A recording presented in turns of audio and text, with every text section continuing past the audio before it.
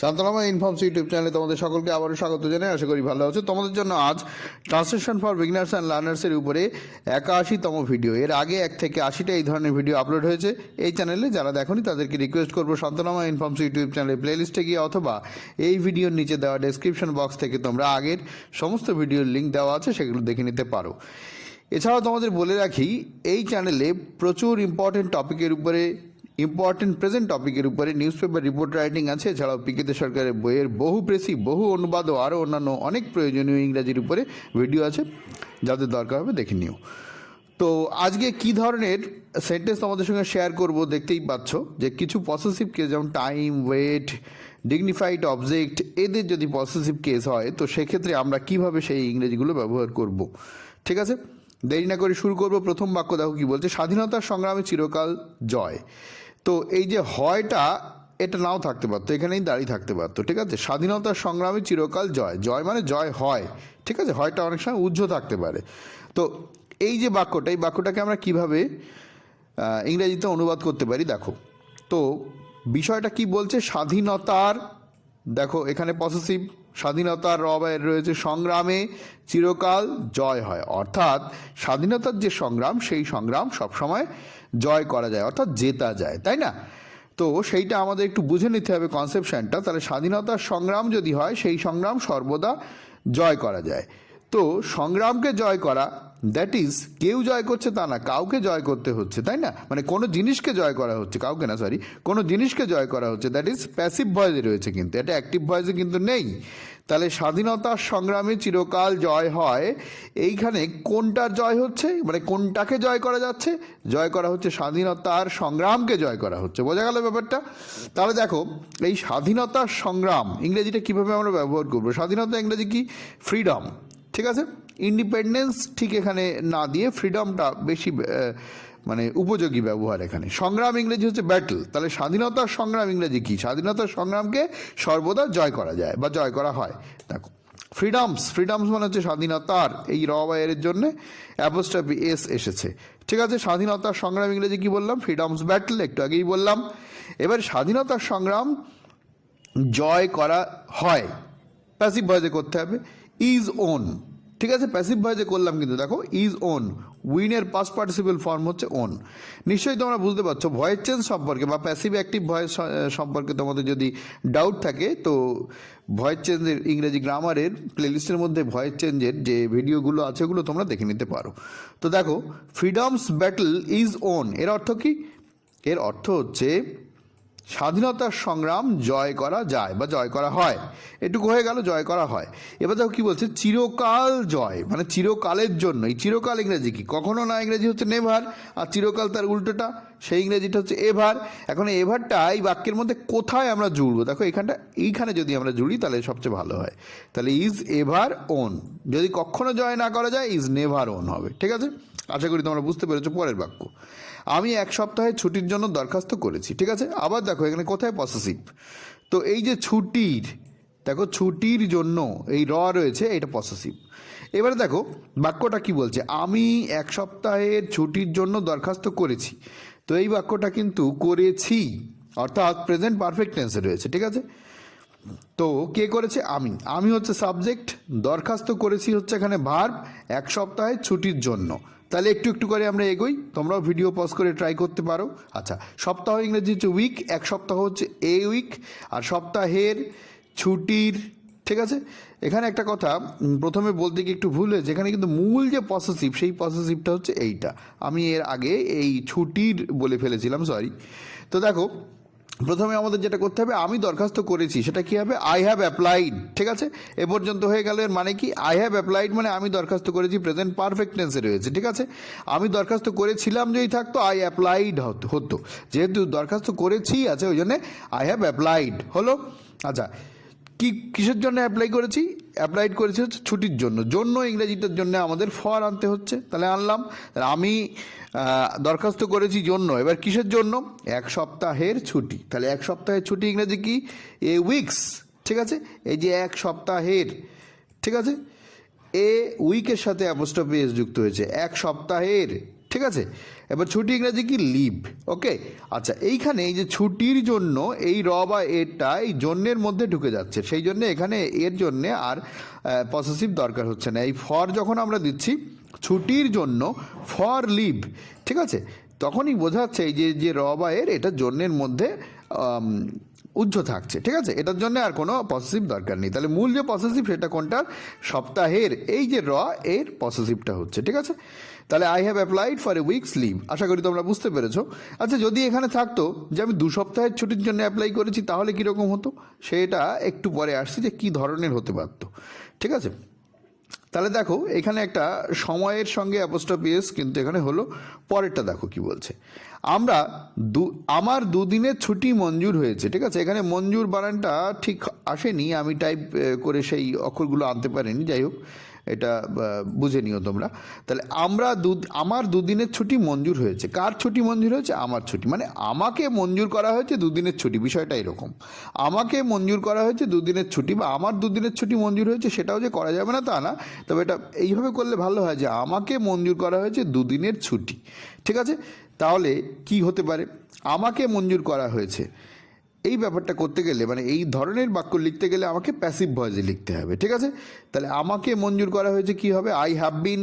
মঞ্জুর করা ইংরেজি কি? মঞ্জুর করা ইংরেজি গ্রান্ট। তাহলে আই হ্যাভ বিন কি হবে? I have been granted. এইটুকুর অর্থ কি হলো? আমাকে মঞ্জুর করা হয়েছে। এটা পারফেক্ট প্রেজেন্ট টেন্সে রয়েছে, মানে প্রেজেন্ট পারফেক্ট টেন্সে রয়েছে, কিন্তু এই বিন দিয়ে এটাকে প্যাসিভ করা হয়েছে, ঠিক আছে। তাহলে এটা প্যাসিভ ভয়েসে রয়েছে। আই হ্যাভ বিন গ্রান্টেড, আমাকে মঞ্জুর করা হয়েছে। কি মঞ্জুর করা হয়েছে? 2 দিনের ছুটি। এই 2 দিনের ছুটি 1 সপ্তাহের ছুটি এর আগে আমরা করলাম। এবার দেখো 2 দিনের ছুটিটা কিভাবে হবে? 2 ডেজ। যখনই, যদি এটা একদিন হতো, যদি এটা এ হতো, তাহলে এইখানটাতে অ্যাপোস্ট্রফি এস হতো, তাই না? কিন্তু এটা যেহেতু বহু বচনে আছে, এই ডেজ 2 দিন ইংরেজি কি? 2 দিন ইংরেজি হচ্ছে এই যে 2 ডেজ। তারপরে অ্যাপোস্ট্রফি যখন প্লুরালের সঙ্গে, অর্থাৎ যদি কোনো শব্দের সঙ্গে এস যুক্ত হয়ে প্লুরাল হয়, তাহলে তার অ্যাপোস্ট্রফি এস করার সময় কিন্তু এই কমাটা এর পরে দিতে হয়, তাই না? এটা তোমরা অনেকেই জানো, যারা জানতে না জেনে নাও।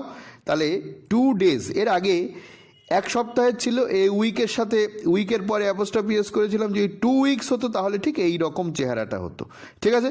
বুঝে নাও কীভাবে করতে হবে, আশা করি তোমরা বুঝতে পেরেছো। তাহলে এই পর্যন্ত কী হলো? 2 দিনের হলো, ছুটি কিন্তু এখনো হয়নি। 2 ডেজ লিভ, আশা করি তোমরা বুঝতে পেরেছো। পরের বাক্য,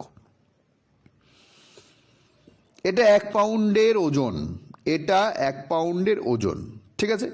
তো এটা কীভাবে করা যেতে পারে? ভিডিও পজ করে অবশ্যই ট্রাই করবে, আমি একটু হিন্টস দিয়ে দিচ্ছি। এটা ইংরেজিতে ইট করা যেতে পারে। 1 পাউন্ড হচ্ছে এ পাউন্ড, ওজন ওয়েট, ঠিক আছে। ভিডিও পজ করে তোমরা অবশ্যই ট্রাই করো, আশা করি করে নিয়েছো। এবার দেখো ইট ইজ, এটা হয়, এটা 1 পাউন্ডের ওজন, মানে এটা হয় 1 পাউন্ডের ওজন। বাংলার মধ্যে অনেক সময় ক্রিয়াপদ উহ্য থাকে, ইংরেজিতে সেই উহ্য রাখলে হয় না, ইংরেজিতে ক্রিয়াপদ না দিলে বাক্যের কোনো মানে হয় না। তাহলে ইট ইজ হলো, তারপরে কি 1 পাউন্ডের করতে হবে। 1 পাউন্ডের ইংরেজিতে কী হবে? তোমরা নিশ্চয়ই মনে মনে ভেবে নিয়েছো, এ পাউন্ডস, ঠিক আছে। 2 পাউন্ড হলে অন্যরকম হতো, তাহলে এ পাউন্ডস। এবার ওজন ইংরেজি কি? ওজন ইংরেজি হচ্ছে ওয়েট, ঠিক আছে। আশা করি তোমরা পেরেছিলে। পরের বাক্য, তারা কর্তব্যের আহ্বানে জীবন উৎসর্গ করেছেন। দেখো এখানে সাবজেক্ট হচ্ছে তারা, উৎসর্গ করেছেন হচ্ছে ভার্ব, কর্তব্যের আহ্বানে হচ্ছে পরের অংশ।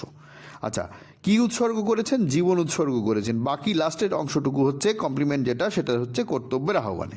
তো আমরা প্রথমে এটুকু করে নিই, তারা উৎসর্গ করেছেন। তোমরা ভিডিও পজ করে অবশ্যই ট্রাই করবে, আশা করি করে নিয়েছো। দেখো তারা উৎসর্গ করেছেন, দ্যাট ইজ প্রেজেন্ট পারফেক্ট টেন্সে রয়েছে। তাহলে কিভাবে করা যেতে পারে? তারা করেছে উৎসর্গ, দেখো they have sacrificed, present perfect টেন্সে রাখলাম, দে হ্যাভ স্যাক্রিফাইস, তারা উৎসর্গ করেছে। কি উৎসর্গ করেছে? জীবন। তাহলে কারা উৎসর্গ করলো? তারা। এই যে তারা কাদের জীবন উৎসর্গ করবে? তাদের জীবন উৎসর্গ করবে, তাহলে সেটা ইংরেজিটা হবে দেয়ার লাইফস। বোঝা গেল? যদি এখানে ইউ থাকতো তাহলে ইওর লাইফ হতো, ইওর লাইফ হতো, ইওর লাইফ আর ইওর লাইফস দুটোই হতে পারতো। যদি এখানে হি থাকতো, ঠিক আছে, তাহলে এখানে হিজ লাইফ হতো, লাইভস হতো না, লাইভ হতো, লাইভ LIFE হতো, তাই না? বহু বচন কেন হলো? যেহেতু দেয়ার হচ্ছে, দেয়ার লাইফ তো আর একটা না, অনেকগুলো, ওই জন্যে একজন বোঝালে লাইভ হতো, LIFE হতো। বোঝা গেল ব্যাপারটা? আর LIFE যখন বহু বচন করা হয়, লাস্টে যদি FE থাকে তাহলে ওটা VES হয়ে যায়, বা EF থাকলেও VES হয়ে যায়, তোমরা জানো অনেকে। তাহলে এইটুকুর মানে কি হলো? They have sacrifice the lives, তার মানে হচ্ছে তারা তাদের জীবন উৎসর্গ করেছেন। আচ্ছা, এই পর্যন্ত হয়ে গেল। কোথায় উৎসর্গ করেছেন সেইটা এবার আমাদের দিতে হবে। দেখো সেটা কিভাবে করা যায়। স্যাক্রিফাইস এবারে অ্যাড প্রিপোজিশন বসবে, বসার পরে কর্তব্যের আহ্বানে, ঠিক আছে। কর্তব্য ইংরেজি কি? ডিউটি। তাহলে কর্তব্যের এইখানটাতে কিন্তু দেখো অ্যাপোস্ট্রফি এস রয়েছে। কর্তব্যের আহ্বান ইংরেজি হচ্ছে কল, এখানে ডাকা, ডাক, যেটা আহ্বান মানে ডাক। এখানে এমনও থাকতে পারতো তারা কর্তব্যের ডাকে জীবন উৎসর্গ করেছে, তাহলে আহ্বানের জায়গায় ডাকেও থাকতে পারতো। তাহলে দেখো লাইফসের পর অ্যাট হলো, অ্যাটের পরে কী হবে? Duties call. এই ডিউটি মানে হচ্ছে কর্তব্য, অ্যাপোস্ট্রফি এস করা হয়েছে, তারপরে কল, কল হচ্ছে এই যে আহ্বানের জন্য কল। আশা করি তোমরা বুঝতে পেরেছো। পরের বাক্য, আমরা ভগবানের নির্দেশ লঙ্ঘন করতে পারি না। ঠিক আছে, কি বলছে? আমরা ভগবানের নির্দেশ লঙ্ঘন করতে পারি না। এইখানে এই ভগবানের নির্দেশ, এই ইংরেজিটাকে আমাদের করতে হবে হচ্ছে স্বর্গীয় থেকে যে নির্দেশ আসে সেইটাকে করতে হবে, তাহলে এর ইংরেজিটা বেশ সুন্দর হয়। দেখো আমরা লঙ্ঘন করতে পারি না, পারি না মানে হচ্ছে আমাদের ক্ষমতা নেই, তার মানে ক্যান নট দিয়ে করবো, তাই না? আর ভগবানের নির্দেশ ইংরেজিটা কি হচ্ছে তোমরা একটু অবশ্যই ভেবো। তো এই জায়গাটায় যদি আমরা এরকম করতে পারি হেভেন্স ডিক্রি, তাহলে জিনিসটা বেশ সুন্দর হয়।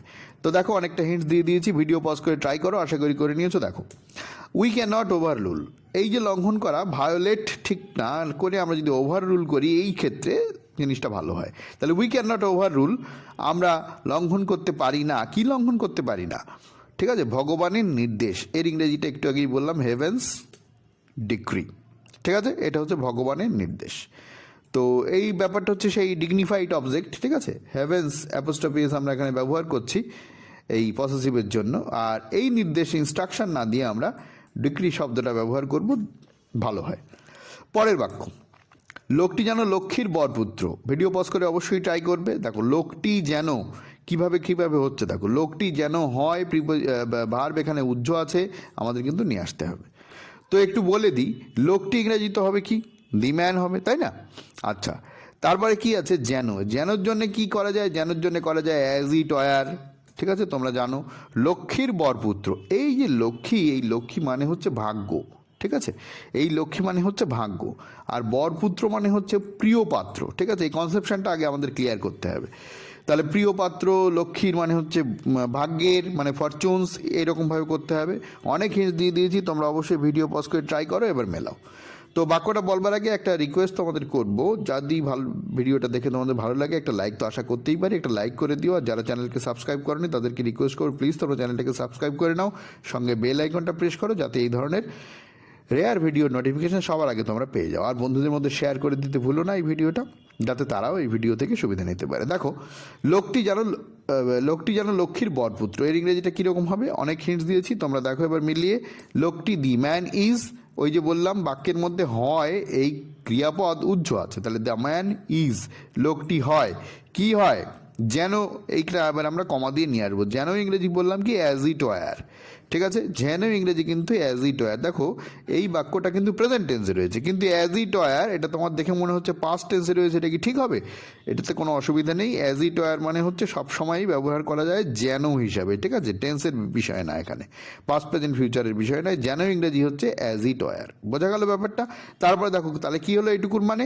দ্য ম্যান ইজ, লোকটি হয়, এটাই হচ্ছে এখানকার main verb. As it were মানে যেন। আচ্ছা, তারপরে কি? লক্ষ্মীর বরপুত্র, বললাম কি ভাগ্যের প্রিয়, এরকমভাবে করতে হবে। তো ভাগ্যের ইংরেজি কি? ফরচুনস। আর প্রিয়পুত্র মানে হচ্ছে, এই বরপুত্র মানে প্রিয়পুত্র, সেটাকে করা যায় এইভাবে, ফেভারিট। ঠিক আছে, তাহলে দ্য ম্যান ইজ, লোকটি হয়, অ্যাজ ইট ওয়্যার যেন, ফরচুনস ফেভারিট। ঠিক আছে, এই ফরচুনসের এফটা আমরা বড় হাতের রাখছি, ডিগনিফাইড অবজেক্ট, এইরকম একটা কনসেপশন এখানে থাকছে সেই হিসাবে। ঠিক আছে, তো ভিডিওটা এখানেই শেষ করব। তোমাদের কেমন লাগলো জানিও কমেন্ট করে, আরও কি প্রয়োজন জানিও, চেষ্টা করব সময় পেলে প্রোভাইড করার। ভালো থেকো, আবার দেখা হবে পরের ভিডিও।